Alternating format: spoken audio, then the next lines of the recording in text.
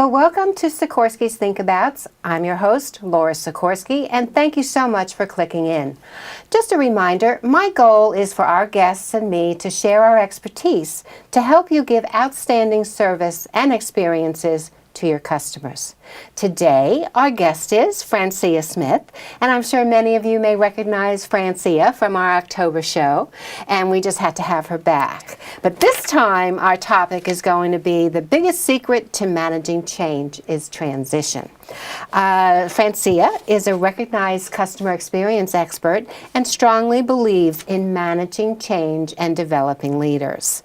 She is president of CI3, that's located in New York City, but her career began with the New York State Postal Service, and that's where I met Francia. In 1995, I was one of 5 that Francia had chosen to help change the whole concept of the Postal Service in customer care, whereby you had a phone number and not necessarily calling your local post office. But it was a center that was built for 1 million calls a week, so that was quite an achievement on your part, and we thank you for that. And certainly we thank you for joining us again today. Love being here. Love. Okay, well, let's go. Transition. Okay, this is odd. I love starting with this concept, which is, what did they say to Christopher Columbus? And they said, sail west for 2 days and then take a left. And I think this is a conceptual image that is valuable for everyone who's involved in change, whether it's a big change or a small change. The fact is that we start in a familiar place, and good old Christopher started in the old world, and he was going to go to the new world, except he had a huge transition, which was getting from the old world to the new world. So keeping that particular silly little story in mind, I think, gets us above our own issues having to do with what the change is and understanding the process, which is daunting. Trying to get there is vague, and very often, in my view, the most challenging part of the whole process of change. Transition. Totally agree. So let's talk about, what is the definition of transition? I mean, so many people talk about, is it a big thing, a little thing? Is it, what do we mean by transition in a business? Well, and the idea of transition is it's actually the process or the period of time that you are living through, going from one state to the other state. So essentially, I mean, and I joke about, if there are women in the audience, they understand the concept of transition because it's the most painful part of the birthing process. and no one talks about it because it is a pain. And it is the longest part of the change process in general. And that's the part that people never talk about.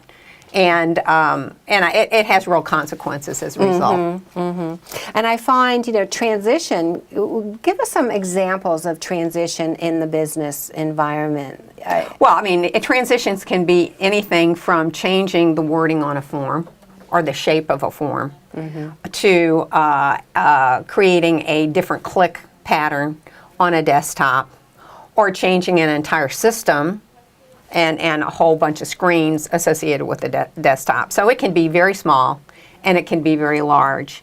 But the fact is, transition, which is going from which is the period going from the familiar to the preferred state, is always a bumpy process. And so that's part of the reason we're talking about it right now. Okay, so the fact is that I love saying this because people don't say this enough. Transition is pain because you're moving from a familiar, comfortable, and I emphasize comfortable and efficient state to an unfamiliar, uncomfortable, and inefficient state. The real problem is everyone wants to focus on when the change has occurred. We will have, more productivity. We will have less downtime. We will have this. We will have that. 3 or 4, don't care. We'll save this much money. Right. And the bottom line is, when the transition occurs, it doesn't happen that way. Very often, what happens is that you're less efficient. And one of the secrets people also don't share is that transition can take 30% longer than you ever thought it was Than what going to you take. planned for. Exactly. Well, if you've ever built a house, have you ever done an addition to a house? Have you ever modified a kitchen? Right. It always takes longer because there are surprises that are along the And way. I think in the case of, transition in the business environment, you're not only may change your staff's processes, you're changing the customer's behavior. Absolutely. Well, my experience is that your agents or whoever is touching the customer, if it's a retail clerk, will mention that there are issues with the system or there's a change that's involved, especially if they feel left out to dry.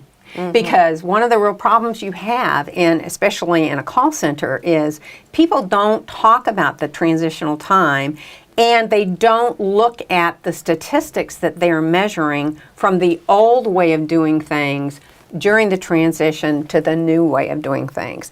Expectations are set, and what very often, the pressure is on the agent, and that makes it even more difficult for the Or agent. the pressure's on the sales clerk. Exactly. Because I was recently at a store, and they had changed something in terms of how they process orders going to the store for a customer as opposed to going to your home. And this young person was just clicking and pounding and under her breath. And I felt bad but she was not part of the transition. She wasn't trained. Yes, appropriately. and they'll make it very clear. Oh, yeah. Because they don't want to interfere with the service. Right. People are in customer service because they want to give you service. Yeah, and they want to show it's not my fault. That's that exactly I'm not right. helping you. That's exactly it's right. the computer or something. Well, part about one of the interesting parts, and this is actually in the literature, 80 to 90% of new projects are abandoned. And when we talk about the whole concept of transition and the fact that it takes 30% longer, it's less efficient during that time frame. Very often, it's not as good as what people predict, and it can have huge cost overruns. Very often, again, our own experience, things can cost more in a process of transition than you ever expected. And that's when you hear, like, locally here, the bridge is going to cost, instead of $1 billion, it's going to cost $2 billion. Yeah. And you're going, where did that ever come from? How did that happen? But that's a huge transition. It is. It's absolutely. And the process of transition requires an individual to unlearn what they have mastered and then relearn the new behavior. And again, in the literature, habits of that nature can take up to 60 days to establish. And if you have something that requires a number of behaviors to be changed, you in fact extend your transition process longer. I think the fact that 80 to 90% are abandoned, and I think the reason is, and we had discussed this earlier, that the project is so massive that there's so many things to do that people just say, another time. Exactly. Nobody wants to do it. Exactly. And I think, again, I give a comparison to the little analogy is going from a 2-lane highway to a 4-lane highway, and the fact that you go to a 1-lane highway in the process of getting to that 4-lane highway. And most people just want to throw up their hands in disgust, and because it's painful. And it's causing traffic, and you're not getting there. That's exactly right. And it's costing you more money. And that's the other, again, in the transitional process, things can cost more than they did when you were in the familiar place. Right, And when you first started right, it. Right, exactly. And so that, but it's a natural process for human beings too, to let go of something that hurts. Yeah. Really. Okay, so what can we do about it? Well, I think the real practical issue is that leaders, supervisors, managers need to acknowledge that this can be hard. And we talked about earlier the fact that very often managers or supervisors don't want to acknowledge that something's hard because they think, in my view, is that they're giving people excuses for not being productive. My experience is when you acknowledge that this is a process and it's a challenging process and people understand, it frees emotional energy up and intellectual energy to be able to tackle it. And the people we want you to help tackle it is a support team that's specifically it's not random. Right. It's a specific support team, even if it's a small change, that is designated as a group of individuals who are part of a process that, in this third item, which is collecting feedback from the users, who are your agents, or, for an example, your retail clerk, getting feedback from them and creating a fix-it process. Fix-it meaning items that are easy, mnemonics or various kinds of things. It doesn't mean fix the physical characteristic that's changed in the system. It's just fixing it in terms of ideas people come up with. There's always somebody who comes up with an easy solution for remembering. Well, I know in consulting, many times what we do is, if we're cutting over a new technology system, we will have an open bridge, and everybody that is part of the support team is on that bridge. Right. So that if we have a situation where an agent can't log on, or the screen is not syncing with what the customer is pressing, we have a floor walker who the agent raises the hand, we write down exactly what the situation is, then we report it, and many times within minutes it's fixed. It's fixed. So exactly. That's what people need to remember in a transition. Yeah. Use and find good support. Right. And the designated team is, in my view, you've got a responsible group, and there's a security that is, and an involvement and a commitment of management, as opposed to, well, the training people will take care of that. That's sort of their job. Right. There's it's the more, whole ownership. You know, we talked exactly about that too, and in the past as well, is that ownership. You've got it. You're the one that's responsible. Exactly. And you can't say, well, it's that one, or it's that one, or it's that one. It's exactly. But I love this. Well, I think, a sense of humor, and we define it a little bit later, but it's the definition of sense of humor I'm using here is by this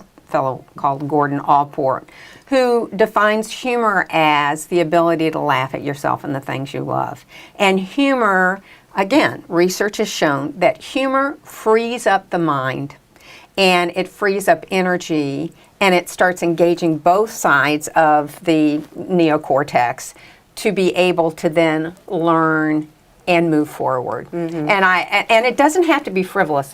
People think they want to say, oh, is it jokes? It's not jokes. It's simply, I used to regularly, I would go out and try to do it and go, oh, well, I'm really good at this. Everybody loves that to realize that you are a human being, you recognize your own frailties. Right. So totally agree. So the technical support team, from my perspective, or the support team, needs to have a technical person on it, a training person on it. I think quality control is a great group of people to be able to access. And again, this is the configuration.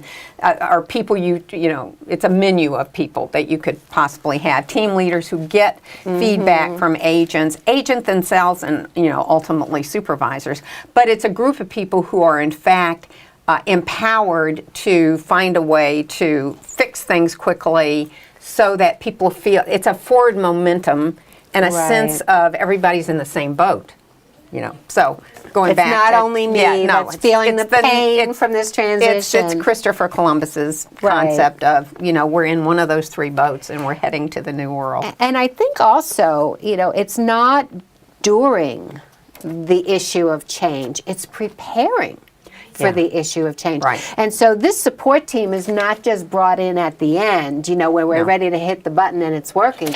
They have to be there from the beginning, so they provide the guidance. And I think your point is very well taken, and I think very often people think training is sufficient.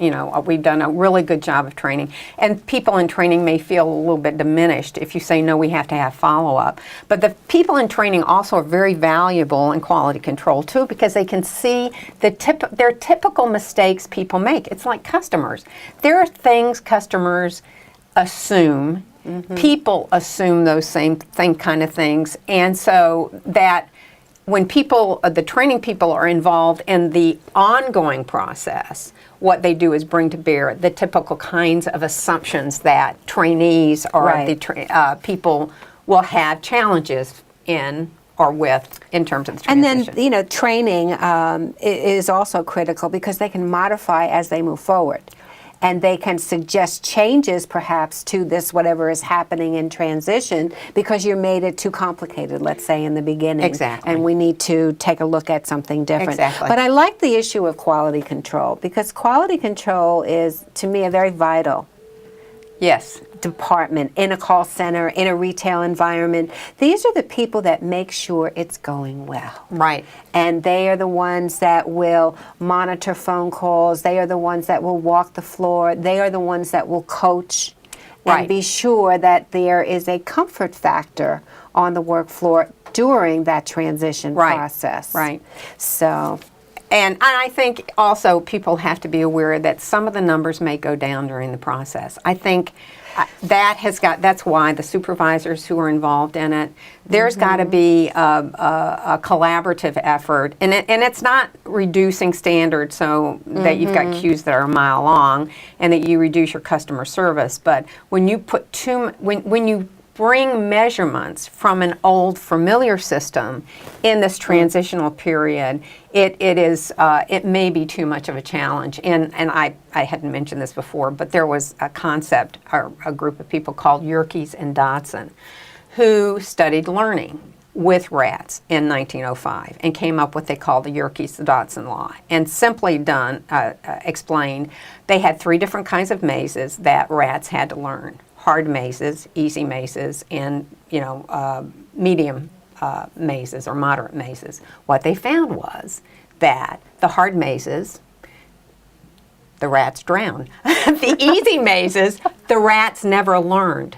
Very interesting. The moderate mazes, was the fastest learning. So there's a optimal amount of stress that needs to be in an environment, but it also has to be moderate. So if it's too hard, people are going to fail, and you don't want them to fail. Right. So remember Yerkes-Dodson and the rats. One of the things, though, we have to tie it back to our customers, because our customers, we won't use that little rat syndrome, but we have to make sure that we're not making it too complicated. Yes. For them. And sometimes in transition, we look at transition for the good of the whole of operationally, and we forget that it's the customer who may become frustrated with what is going to happen. Well, we do want to talk a little bit about setting up a process. Once you have a team, you have a process, and the process has feedback from the users, which are your agents, and the whole idea is listen. And one of the things we talked about is do not retranslate the words that your agents use for the problems that they have.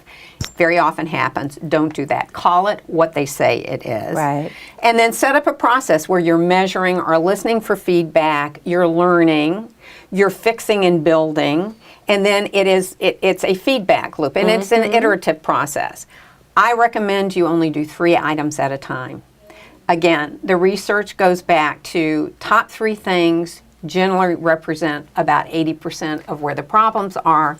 So if you focus on those 3 things, you're listening, this comes up, this comes up, this comes up. Fix those and you fix 80% of your problems. And so, it's like build it, measure it, and learn from it, and keep moving. It's got to be a constant flow. Exactly. And then it also builds momentum and belief on the part of your agents that you're listening, you're understanding, and you're going to make them successful. And I think we also need to start from the simple of a transition. If you're going to do change, build up to the massive change.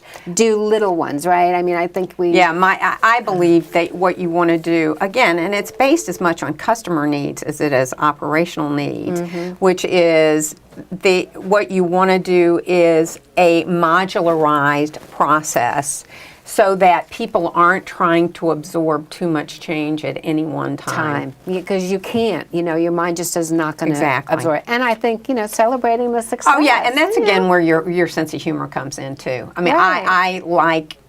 mean, so there's nothing wrong with finding ways to say, wow, we finally, overcame this particular glitch. And then, buy ice cream, bring it to the floor. Thanks, guys, you did a great job, Or build a picture, build a effigy of a have something and we knocked it down, that's exactly right. Okay, So of course we're back to humor and fun, and I think I so agree with that. Yeah, and again, I don't want people walking away thinking this is some silly, frivolous thing. It's really it's a unique to human beings. Humor is unique to human beings, although they have those dogs with those weird little smiles. They're not laughing, but it frees up all the parts of the brain, so you're fully engaged in unlearning. And relearning. Yeah, because suddenly you feel a calmness somehow when you start to laughing. Oh my goodness, we are just almost out of time. But let's do our think abouts. So, acknowledge the challenge. Again, this is the idea is transition is the most painful part. You go from familiar to unfamiliar to the unfamiliar, and acknowledge, and people then feel involved. Organize your transition team. We just talked about that. And the most important thing is setting up that iterative process. Build it, learn, and modify. And do it using the top 3 items, and you will start knocking off the major problems first. Don't have 15. Right. Have 3. 3 is a number that you can. Right. And you can with. very quickly be able to declare success and make people feel successful, and then they're building on a sense of success, and then finally we don't have to talk too much about humor and support. We did have a Twitter question that came through, and it's an odd question. How long should transition take? Well, I think depending on the size of the change, transition can go from, actually, I don't think a minimum of 3 weeks is any transition. Right. And then a maximum can be anything all the way down the road, because sometimes what happens is people are in transition and they decide they just want to get rid of something. Right. So what can happen is it can go from 3 weeks to 3 months to... And I remember our work on the Postal Service. That was a long process because there were 37,000 post offices, and it was changing how customers were going to be in contact with and the that's postal. the feedback mechanism. I think what happens is, transition ends up, you get to a state that may not be where you thought you were going to be, which is what happened with Christopher Columbus. He did not go to America. He went to some part, I guess it was Central America. But nonetheless, we were discovered, and everybedy's happy. So this is hopefully we can have this as a result today. So certainly, to reach us for Francia, she really does make serious business fun. You can reach her on her cell, 703-474-1241, or email francia.smith1@gmail.com. Now, certainly you can reach me for a direct Twitter at Laura Sikorski, and feel free to use that to either potentially kick around an idea to be a guest, or just to say you had fun and learned something from our show. And the show is definitely brought to you by the Daily Blue and Blue Chip Marketing, and if you'd like to reach them, please don't hesitate to call them at 631-761-9223. And our guest next week is someone I met about 3 years ago, only to find that we both worked for the same company and had the same boss during our career. And she's going to be Skyped in. Her name is Michelle Rowan. She's the founder of Customer Contact Strategies. And she is the guru of when you want to consider remote workers. And that's either remote agents or remote sales, any type of remote workers. So with that, I want to thank everyone for clicking in, and we'll see you next time, and have a safe day.